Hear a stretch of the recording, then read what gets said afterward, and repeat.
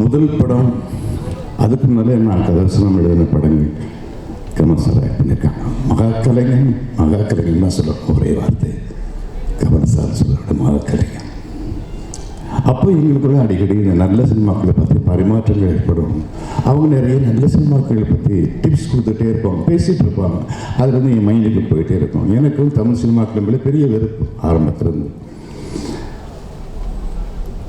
கடைசியில் நான் சினிமா இண்டஸ்ட்ரியில் நிரந்தரமாக நிற்க வேண்டிய கட்டாயம் ஏற்பட்டுச்சு. டைரக்டராக வேண்டிய கட்டாயம் ஏற்பட்டப்போ முழுமையாக ஃபஸ்ட் ஃபிலிம் அதை நான் ஆசைப்பட்ட மாதிரி எடுக்கணும்னு நினச்சேன்.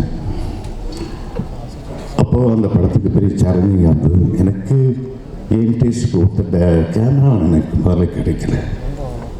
அப்புறம் கமல் சார்கிட்ட போய் நான் சொன்னேன், கமல் சார் எனக்கு பெரிய ப்ராப்ளமாக இருக்குது, நல்ல கேமராமேன் கிடைக்க மாட்டேங்கிறாங்க, நல்ல டேஸ்ட் உள்ளவங்க கிடைக்க மாட்டேங்கிறாங்க. அவர் தான் பாலுமேந்திரன் சார் எனக்கு அறிமுகம் பண்ணி முள்ளுமுடலில் என்னோட ஒர்க் பண்ண வச்சுரு. அவர் தான் அதோடு நிற்கலைங்க. அந்த படத்தோட சர்க்கிள் அதோட நிற்கலை. இன்னைக்கு வரைக்கும் முள்ளுமுடலை பேசுகிறீங்க, டைரக்ட் பண்ண என்னை பற்றி பேசுகிறீங்கன்னா அதுக்கு நான் நிறுத்தினா ஒன்றுமே காரணம் இல்லை. அந்த மகாக்கலைஞன் தான், பெரிய கலைஞன் தான். படம் எல்லாம் முடிஞ்சு போச்சு. அந்த படத்துக்கு ப்ரொடியூசர் ரொம்ப நல்ல மனுஷன் நினைச்சிட்டியாரு.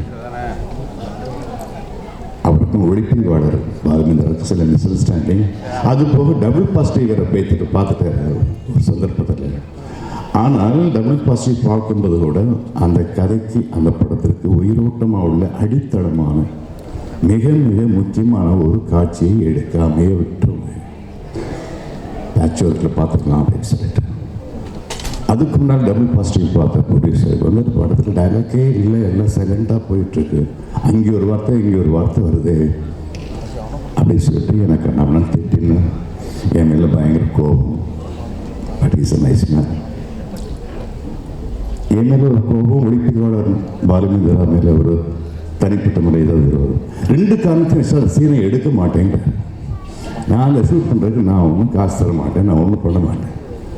அது இந்த செந்தாழ மூவில் வந்தாடும் தென்றல் ஒரு சாங் வரும், அதுக்கான லீட் சீன். அந்த பாட்டையே தூக்கிடுங்க, பாட்டையும் தூக்கிட்டு அந்த சீனையும் எடுக்காமட்டால் அந்த படம் ஒன்றுமே இல்லை. குறப்பிரசமாக வெளியே வந்து அது மறக்கப்பட்டிருக்கும், நானும் காணாமல் போயிருப்பேன். அந்த சந்தர்ப்பத்தில் ஆழ்வார்பேட்டையில் அந்த பிறவி கவிஞன் வீட்டில் உட்காந்து நான் பேசிட்டு இருந்தப்போ இந்த மாதிரி மிஸ்டர் கமல், நான் அவர்கிட்ட உதவின்னு கூட கேட்கல, அதுதான் அவர்கிட்ட எனக்கு உதவி செய்யுங்கன்னு கூட நான் கேட்கல. அவர்கிட்ட போய் இதுதான் சுச்சுவேஷன், எனக்கு தெரியல, பைத்தியம் படிக்கிற மாதிரி இருக்குது, எதுக்கு டயட் பண்ண வந்தோன்னு இருக்கு அப்படின்னு சொல்லிட்டு இருக்கும்போது கொஞ்சம் ரெண்டு போனார், நேரம் வேணிச்சுட்டே ரெண்டு போனார். என்னது இது வரைக்கும் அப்போ அந்த நிலைமையில கூட இந்த கலைஞர் மகாக்கலைஞர் அந்த படத்தை பார்க்கல, நான் எடுத்த படத்தை பார்க்கல. என் மேலே உள்ள நம்பிக்கையினால எனக்காக பறிஞ்சிட்டு ப்ரொடியூசர்கிட்ட போகிறார். ப்ரொடியூசர்கிட்ட போய் எவ்வளோ வாதாடி பார்க்குறாரு. படத்துக்கு ஆதாரமே அந்த சீன் தாங்கிறார் டைரக்டர். ரொம்ப கெட்டிக்கார் பையன் மகேந்திரன், எனக்கு நம்பிக்கை இருக்குது அவர் மேலே, தயவு செஞ்சு அந்த சீனை எடுக்கிறதுக்கு ஹெல்ப் பண்ணுங்க, வீடு பிடிக்காதீங்க அப்படின்னு சொன்னப்போ அவர் தலைகீழாக நினைத்தார், முடியவே முடியாது. கடைசியில் ரசத்தை அவர் போட்டார்.